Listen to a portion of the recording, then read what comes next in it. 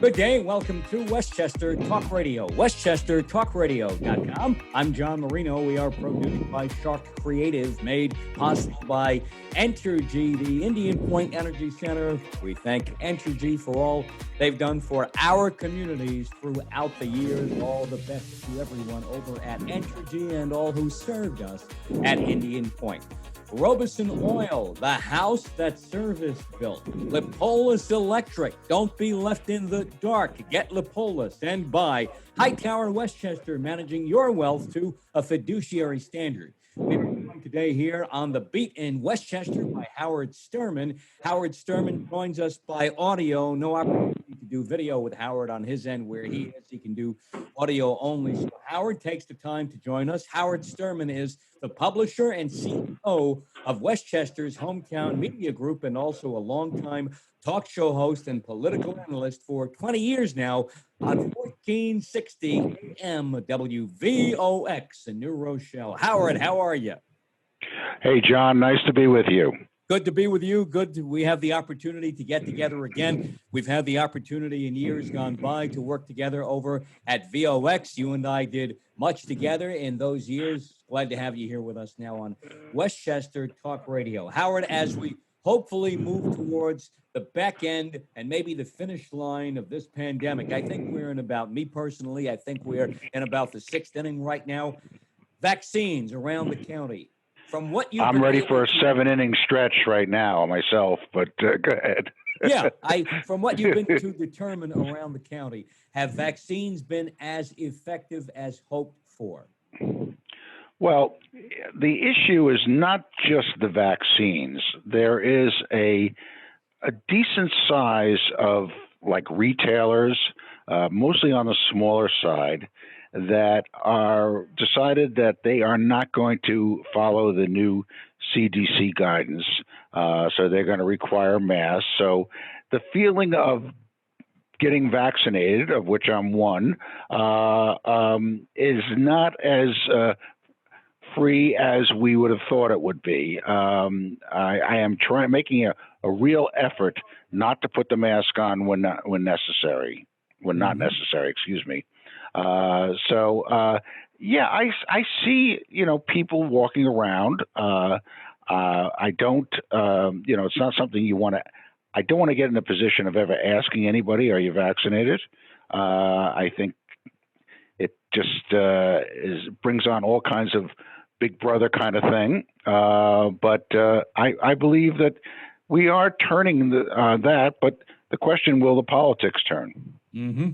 The politics in what way? Because of the masking and because of this issue? And this control. Yeah, this starts here in New York with the governor. I don't think he's ready to say, New York, go back to where you were. I've gotten that impression too. I've gotten that impression, yeah. So because it gives him something that he can, render control. His executive orders have become law. We are still under a state of emergency, which he should have released.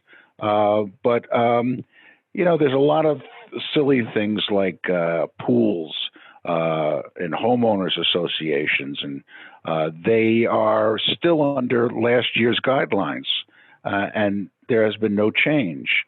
There are a number of things that are still under the old guidelines when they really didn't have a clue what was going on here to now where they have a clue. So we're moving a lot slower than I think most of Westchester and the country is ready for, but it's you get used to it. Mm-hmm. Is it a matter of what the country is getting ready for, what the country is ready for now, or does it still have to be a matter of science? You talked about control on the governor's part. Is this a matter of control, or is it about following science still? I got the impression for months that Ned Lamont in Connecticut wanted to rip the doors open, and first chance he got, he did.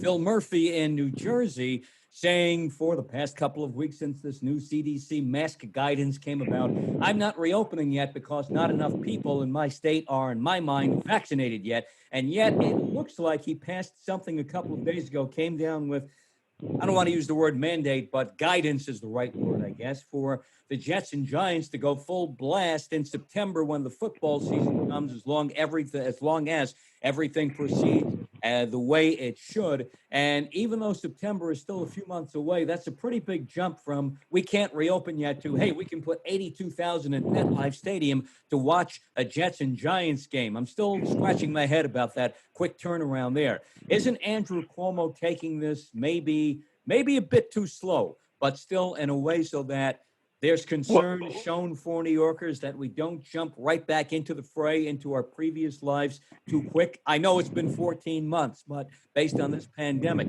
anything can be too quick. Well, first of all, I don't believe any of these governors have been following the science. When we had probably about 6 months ago, the CDC said you need three feet separation, not 6 feet. Nobody changed their rules. When they said it's safe to go outside without a mask, whether you're vaccinated or not, nobody changed the rules. The latest one where they came out and said, if you're vaccinated, you don't have to wear a mask. And the only reason I think they did that was they realized that they're not going to get the rest of the people vaccinated that they want to get right now when they see that there is no upside to their life. Things are going to be the same. And they needed to loosen up that grip a little bit. Mm-hmm. But I personally believe that everybody that wanted to be vaccinated has been vaccinated. I don't think that, not for a lack of places to go or like there were in the beginning. When I first got vaccinated, it was a big deal to get vaccinated. Now, anybody can do it, and it's a walk-in thing. You don't even have to make an appointment. But I believe that the rest of the people have whatever objections they have. Some people like to say it's political. Some people say it's religious. I have a family member that is very holistic when it comes to medications and will not take the vaccine because they don't want what they call poisons in their body. So everybody's got a different reason why they're not doing it.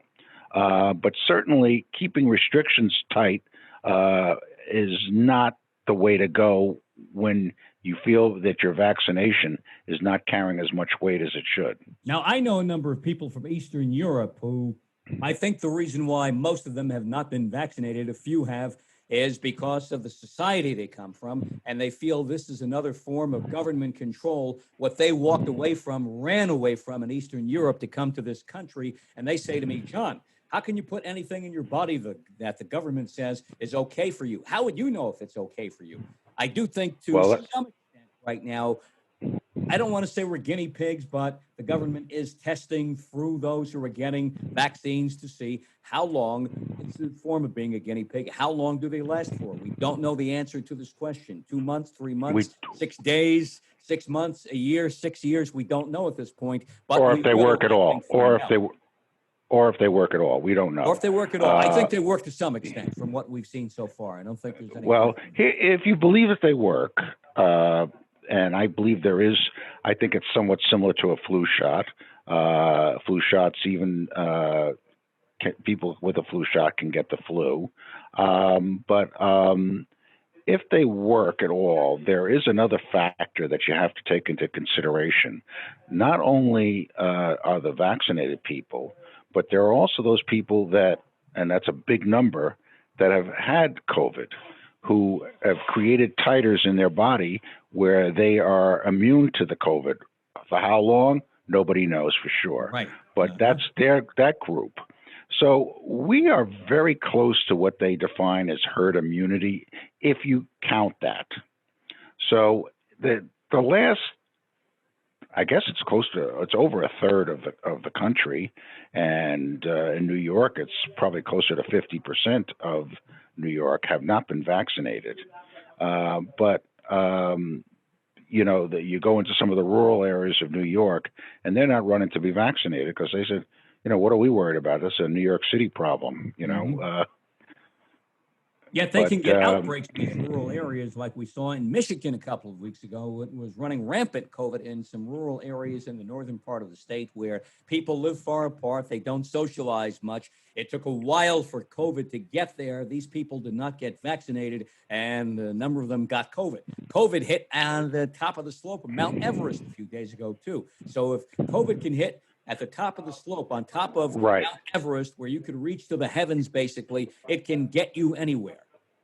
But here's the difference. The difference is, and nobody's ever really counted this before, getting COVID is not what it was in the beginning months of this thing. But you don't want to be the one to have it the way some people. But I'm saying the percentage. You don't want to be the percentage of people that are becoming gravely ill from this is so low now.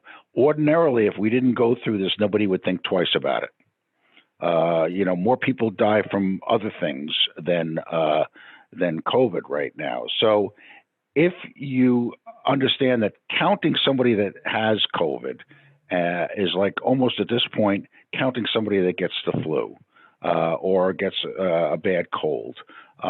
So if you don't get I've always looked at hospitalizations and deaths. Those are the numbers that count. And the people that got it, well, a lot of them were very lucky that they got it, so they didn't have to wait for the vaccine. They were protected. Okay, so now let's assume that vaccines work at least to some extent. I think they do. You seem to have questions about that. I'm not sure. I can't say it with certainty. No, but I believe it did. I wouldn't got one, so I believe it had something right. I think we beneficial. Both believe that it's our best shot, obviously, against COVID to stay protected, protect ourselves and those around us. So let's assume they work to some extent. Now, the number we're given as to how effective the COVID vaccines are is 90 to 95% overall for Moderna, for Pfizer, for Johnson, maybe 80 to 85%, depending upon who you talk to. We had years of, and we still are, in the middle, I would say, of still trying to develop an AIDS vaccine for about 35, almost 40 years now. Who knows how long that's going to take before we finally get one. The flu vaccine's effectiveness is somewhere between 50 and 55%. So how are we all of a sudden able to get a vaccine basically overnight that's 90 to 95% effective in less than a year when we've had the flu vaccine forever? It's 50 to 55% effective, and we still don't have an AIDS vaccine yet after almost half a century. Good question. I don't have a good answer. I even think about sometimes, not to minimize the effort, but the amount that the previous administration dumped into getting these vaccines out, the amount of money, the amount of effort. I often wonder if they did this for cancer, could they come up with a cure for cancer? And yet they say it's not the right thing to do on the end of all the lobbyists, because if we ever found a cure to cancer, all these lobbyists would be out of work, and all these medical companies that make a fortune off cancer would be out of work. Yeah. So we have that there's too. a lot of questions and very few answers. And my concern is that 99%, doesn't matter who the president is, 99% of the information coming out of Washington has been questionable. Mm-hmm. I'll leave it that way. Mm-hmm. Well, it's like you said, political from the beginning, too, and everybody has their own story to tell and story to spin for whatever their reasons might be. I know someone who told me recently that he's seen a video on this question about how he got the vaccine so quick. He was supposed to send me a video. I got to ask him to send it to me. He said, well, John, when a vaccine is being developed, there are 7 stages. That's why it takes so long, why it takes decades. Each stage takes 2, 3, 4 years. You start at the bottom and you get to the end where you get the okay for the vaccine. That's stage 7. He said, I'm going to send you a video to show you that why this vaccine got rolled out so fast is that all 7 stages basically took place at once. I'm waiting to see this video and to try to make heads or tails out of it. Maybe that's the answer, and that's the reason right there. Howard Sturman is the publisher and CEO of Westchester's Hometown Media Group, longtime talk show host for 20 years now, and political analyst at WVOX Radio in New Rochelle. Howard here on Westchester Talk Radio on the beat in Westchester. Howard, a lot of stimulus money has come our way throughout the pandemic. Are we going to get more? Yes, I believe under this administration, what they're basically doing is taking the major cities that have been fiscally irresponsible and states over the years, and they're doing a one-two punch on a bailout, and without calling it a bailout.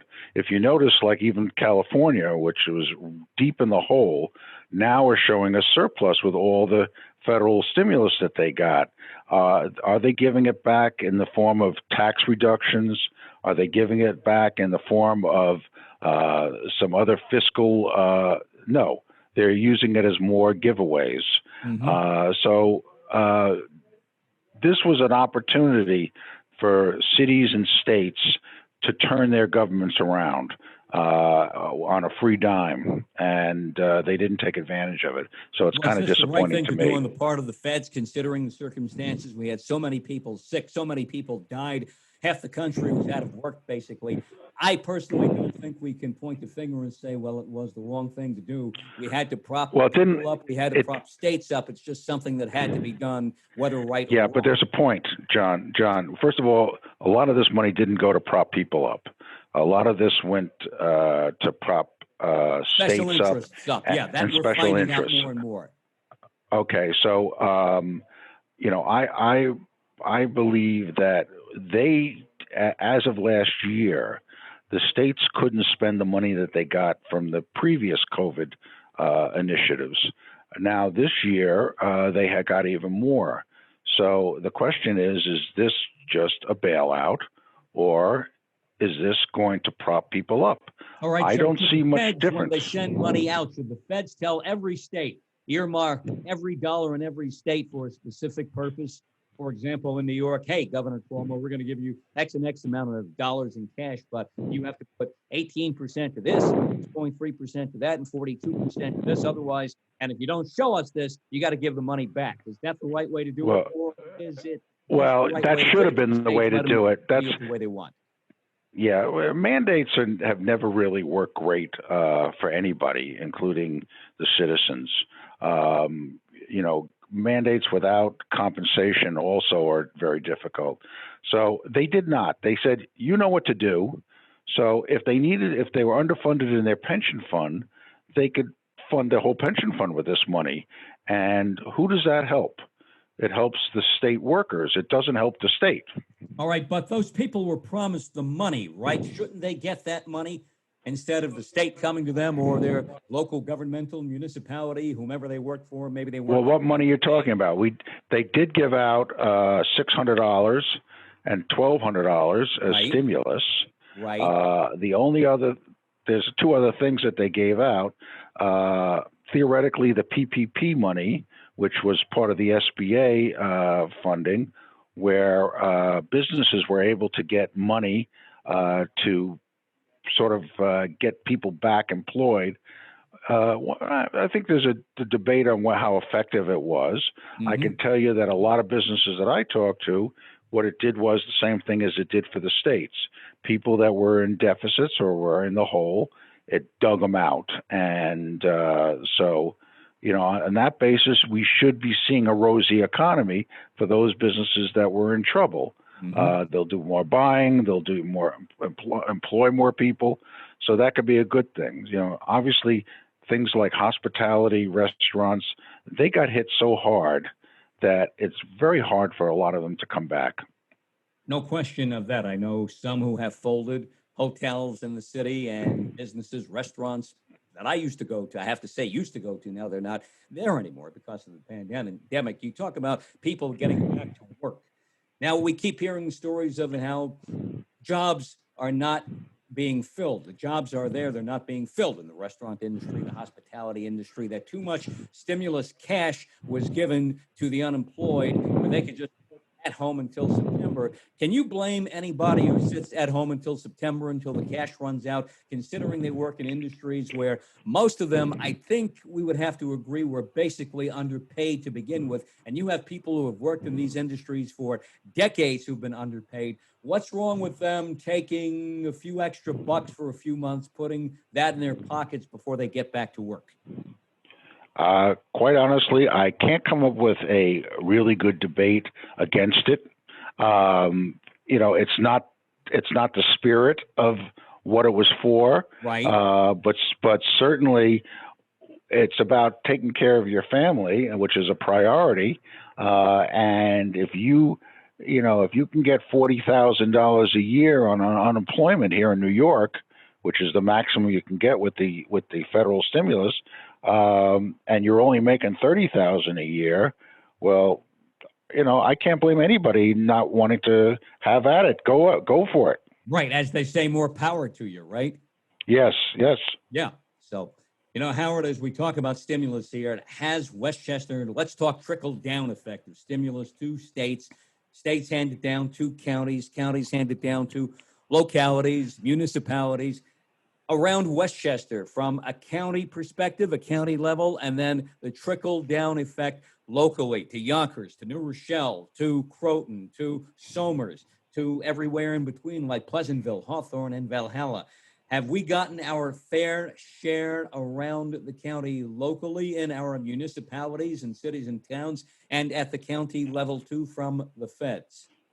Well, that's hard. The definition of fair share is different for every grouping that you just mentioned there, and some got more than their fair share, but overall, I don't think there is any municipal governments that are running a deficit as a result of the pandemic. I don't know of any. That's a very interesting point you bring up. So it had to do something. It had to do something. Around. That's incredible.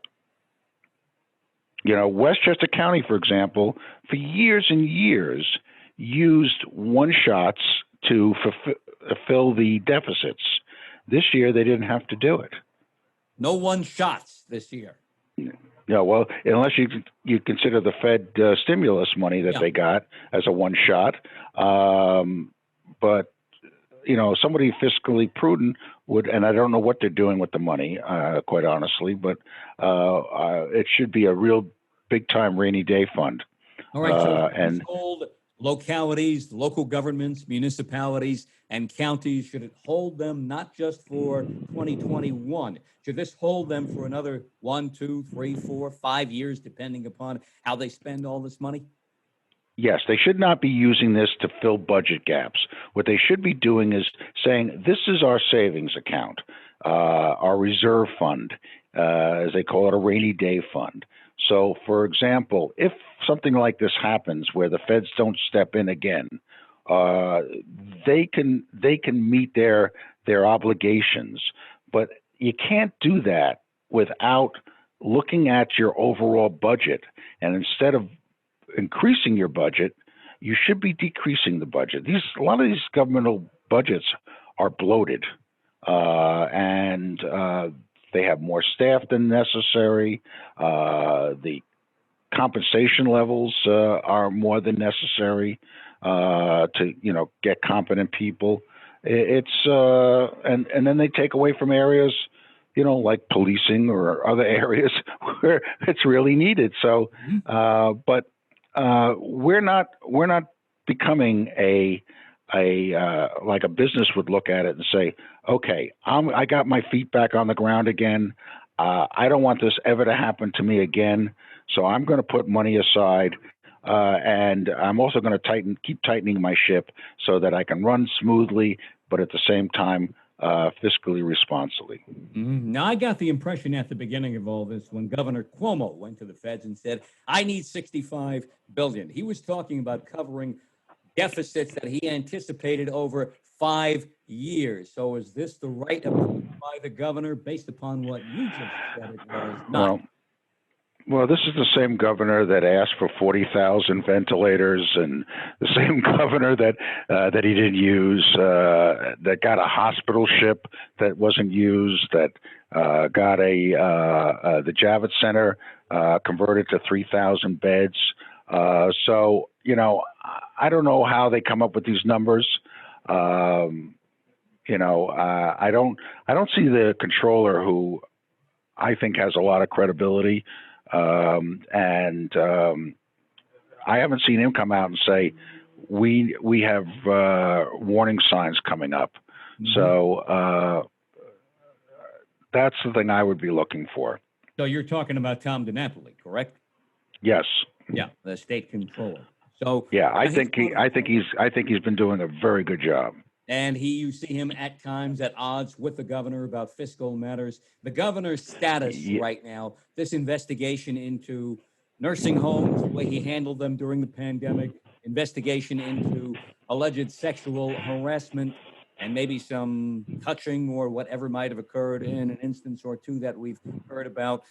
Where does this investigation stand now, considering the fact that we have a new poll out this week from Siena College that says more and more people now think the governor should step down or be removed from office, and that the Attorney General, Letitia James, who is conducting the investigation of the governor, most people, more people at least than would be expected to in the past or said they would in the past, more people now say they would vote for Letitia James for governor instead of Andrew Cuomo. So where does this leave the governor at this point, 2 months into this investigation, which we heard at the beginning would take 2 months or so, 60 days to complete, and from what we see now is likely going to last at least until Labor Day, not Memorial Day. Right. Well, Labor Day.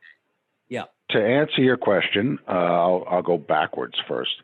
I think the Governor Cuomo is going to walk through this thing, maybe with a couple of scratches here and there. Not only is he going to walk through this thing, but I also believe that he's going to run for re-election and has a very good chance of winning. And at the same time, you have to question Letitia James's motive going against her own party and saying she must believe that the governor is vulnerable, and this might be a time for her to throw her hat in the ring. As the Siena poll shows right now, that she would lead Andrew Cuomo if a vote were held today. She would beat Andrew Cuomo if a vote were held today. Yeah, if you did a survey on the street, John, and asked people who's our attorney general, no one would I bet you nobody would know. Nobody would know. She has zero name recognition. So why does she lead Andrew Cuomo in the Siena poll then? Well, that's because you believe polls. Okay. And, could be right. Before you could believe polls, you got to look at the sample. Okay. And, if the sample is,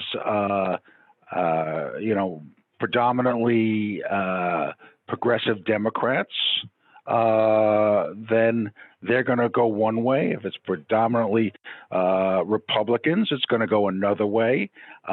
It's also the questions that they ask, which are very important. There's a number of ways to ask the same question and come up with a number of different answers. So polls are very misleading, as I guess you could say we learned in 2016 with Trump winning. Right. I didn't believe the polls at that point. I saw some other smaller polls that indicated Donald Trump, as long as everything kept progressing, especially over the final month, would be elected president. And I did not believe the polls last fall that had Joe Biden with such a big lead. And as it turned out, Donald Trump got elected and Joe Biden won, but not by as much as the polls said. So we do look at polls and say, look at the source of where they come, et cetera. It's really basically, without polls, media would have very little to talk about during election time. I do agree with you that at the beginning of this whole Andrew Cuomo situation, I wondered, might Letitia James be running for governor? She made no announcement yet, but based upon those polls, the Siena poll at least, I think obviously she would have to be thinking about it. Speaking about the race for governor in 2022, now we have Republicans throwing their hats into the ring. We have Long Island Congressman Lee Zeldin, who represents the east end of Long Island, basically from the Parkway area, a little west of that, to throughout the entire east end of Long Island. I guess from about 112, exit 64 in the LIE would be the area where he starts, and that goes all the way east, north, and south forks out to the Hamptons and the wine country in the northeast end of Long Island. He's got a national profile. He is a well-known supporter of the state of Israel.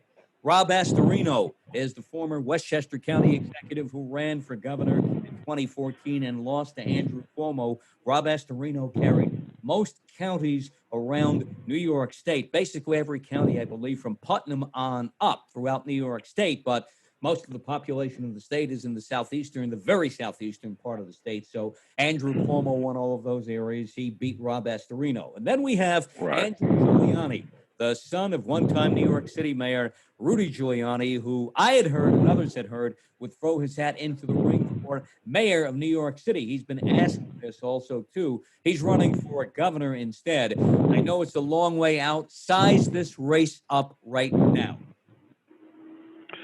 Right now, it's Cuomo's to lose, okay, in my opinion. Any one of these, it's a question of on the Republicans. You have to remember, it depends on turnout, and it depends on the rules to get turnout. If you open up the floodgates on paper ballots, where people can, send them in weeks and weeks apart, or people can harvest them, then there's no Republican that's going to win any race in a marginal state, let alone a Democratic state. If you look at it, basically 35% in New York of the electorate is a Republican, and they vote Republican. The balance go independent and Democrat. But in a non-presidential race, only 40% of the Democrats usually turn out. So, and where 55% of the Republicans turn out in a non-presidential race. So it makes it much closer than people would suspect if you're an energized poll or people willing to vote. If you don't, and there are going to be people that are going to say, "I'm not voting for Andrew Cuomo. I'm going to stay home." There's people who are going to say Lee Zeldin's a Trumpite, so I'm not going to vote for him. Rob Astorino, even though he's Westchester County executive, what does he know about our problems? And it goes on and on. Everybody's got a vulnerability here, and the real question is, who can raise the most money? Who can, and which Cuomo is way ahead of everybody at this point, and who can flood the airwaves, and who has the media support? Who do you think I don't believe the election on the Republican side if it were held today? Zeldin, Astorino, Giuliani. Who would win? Well, you have to say that Zeldin is the leader because he has some national prominence, but it's not as great as you think it is. A lot of people didn't listen to him because he was getting the Trump muffling. It was people didn't want to. Oh, he's a Trump supporter, so we're not gonna listen to what he said, even though he said a lot of important and logical things. He did not get the voice that he should have gotten. Rob Astorino, who is a great voice, who people like to listen to him when he speaks, didn't get enough money in the last election, even the state Senate race.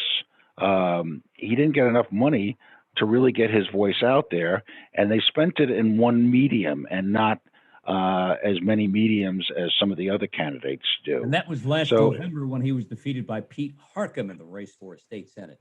That's right. That's right. Mm-hmm.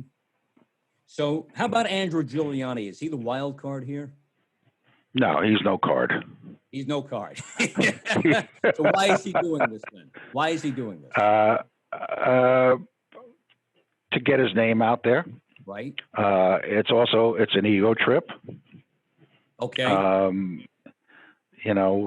many people have look at the presidential races? How many of the people that ran for president in the last election are still somebody you listen to? How many were serious contenders to begin with? Same thing with the Republican election. And they knew that they knew that they weren't going anywhere. Right. So why did they do it? I believe it's ego. Did somebody say Marianne Williamson? Yeah, I didn't. That's bizarro. That was a little bizarro. I'm going to give you a potential wild card on the Republican side here. I've heard rumblings that maybe, just maybe, George Pataki is so disenchanted with the way Andrew Cuomo has run New York State that he may throw his hat into the ring and run for what would be, if elected, a fourth term. Not in a row, but a fourth term overall. Well, I could just say that George is a peer age-wise of mine, okay? And the thought, and he's also been able to, he's got a very successful law practice, exceptionally and the successful. Consulting business too, correct? Yes. Yeah. So why would he want to walk away from that? Maybe, right? Why? Yeah. Why? He's got a good life. He goes to Florida when he wants to go to Florida. He does what he wants. He does what he wants to do. Right. And why does he need the public eye again? I don't think so. But once you taste that power, it's hard to get it out of your mouth. Mouthwash is not enough. Even when they tell you to go away, it's hard to step away, right? 20 years later, that's right. You don't want to come back. Yeah. There's no question of that. We've seen that time and again. All right, so that begs the question then about Donald Trump in 2024. He is age-wise. By that point, he'll be in his late 70s, where Joe Biden is now. Does Donald Trump need to run again for president? I say no. Why would he want to do that? But then again, he had that power before. No one took him seriously when he first ran. I didn't, although immediately saw signs that maybe we should start to take him seriously. He eventually got elected. If you're Donald Trump, would you want to step away from your life and run for president again and have to deal with what he dealt with for 4 years? Some people might say, well, that's a blessing in disguise. I can go live my life now. I don't believe in a wild chance that he will run again. I think he likes being a power broker. I think he'll continue to be a power broker where he can. But you have to remember also, he doesn't have the voice anymore. The social media has shut him down. He used that to get elected. He used that because the media wouldn't cover him. He used that to get his opinions out, whether you liked him or not. And now they have completely shut him out. So as long as he doesn't have that platform, his 70 million voters are going to go into other directions. Yeah, but Donald Trump has always struck me as a master media. I hate to use the term manipulator, but he knows how to use every kind of media, like you pointed out, social media. He seems to always be able to find a way to get out what he wants to get out. May not be through him directly, but through his sons, his daughter-in-law, his daughter, all those associated with him, people who work for him now, people who worked for him before at the White House and in government and in state government around this country. All different states around the country. He's got a lot of supporters out there, and we see a certain wing of the Republican Party now that doesn't want to go against anybody they believe to be associated with Donald Trump. Doesn't that kind of lay the groundwork for him to kind of come back if he wants to, that maybe he can get his message out there in different ways, maybe not in the ways he got him out there in the last 5-6 years? I think he hurt himself to the point of not repair. The whole scenario, whether it was true or not, we will never know. The whole scenario of the election was rigged. People did not really grasp onto that. Also, the Democratic Party has been very successful in painting the entire cause of the January 6th disruption at the Capitol as Trump's fault. And so I think he's got a lot of negatives that are going to be too hard for him to run. And I think he's got some smart people that, manage his races, but I think they're going to tell him, and the other question is, what do you need this for? Mm-hmm. He probably can't spend the money he has. And it's not about money anymore. But they're going to go after him again. They're going to keep going after him until he's buried. That's the mindset. And I think he's better off going off into retirement.